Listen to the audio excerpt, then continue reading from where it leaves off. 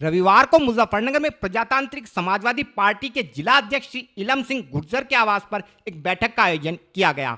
इस कार्यक्रम में पार्टी के प्रदेशीय पदाधिकारियों के अलावा जनपद स्तरीय पदाधिकारियों ने भी शिरकत की। इस बैठक का प्रमुख उद्देश्य संगठन कार्यकर्ताओं से उनकी विभिन्न समस्याओं के विषय में जानकारी हासिल करते हुए आगामी 2022 विधानसभा चुनाव को लेकर पार्टी की रणनीति के विषय में चर्चा करना था।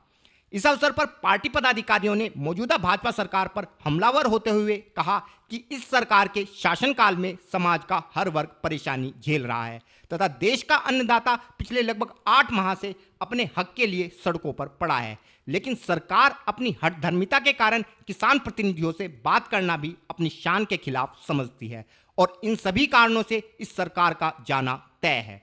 उद्देश्य कि 2022 में सरकार बनाने के लिए निकले, तो संगठन को मजबूत करने के लिए, चुस्त दुरुस्त करने के लिए, और अगर हमारे कहीं संगठन का कोई पदाधिकारी परेशानी है तो उसकी परेशानी पूछने के लिए निकले हैं और कई जिलों में जाएंगे। ये तो यहाँ से पहला जिला है। इस बार किन मुद्दों को लेकर चुनाव मैदान में? मुद्दों को तो सारे मुद्दे ही मुद्दे हैं। भारतीय जनता पार्टी ने सारे मुद्दे पैदा कर दिए। किसान को बर्बाद कर दिया। 7 साल हो गए, उसकी चीज़ पे कोई भी पैसा नहीं बढ़ा, गन्ने पे नहीं बढ़ा, गेहूं पे नहीं बढ़ा। आज गेहूं की हालत क्या हो रही है? कहीं खरीदा नहीं जा रहा है। दलालों को ज़्यादा घुसे दिया। किसानों को बैठे हुए आज कई महीने हो लिए, कितने आदमी मर चुके।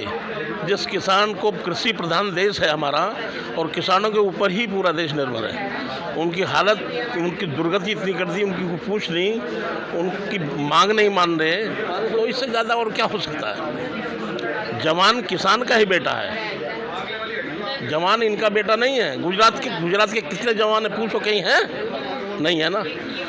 पूरा देश बेच दिया, सारी कंपनियां, लाल किला तक बेच दिया, कुछ छोड़ा ही नहीं।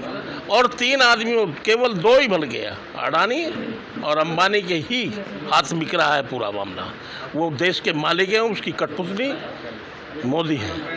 मोदी और अमित शाह ने पूरे देश को बर्बाद कर दिया अच्छी तरह से। और एक और बात है कि आज जिस दौरान से एक विशेष जाति मुस्लिम लोग भय के दौर से गुजर रहा है, ऐसा कभी नहीं हुआ। भयभीत है, ऐसा तो कभी हुआ ही नहीं।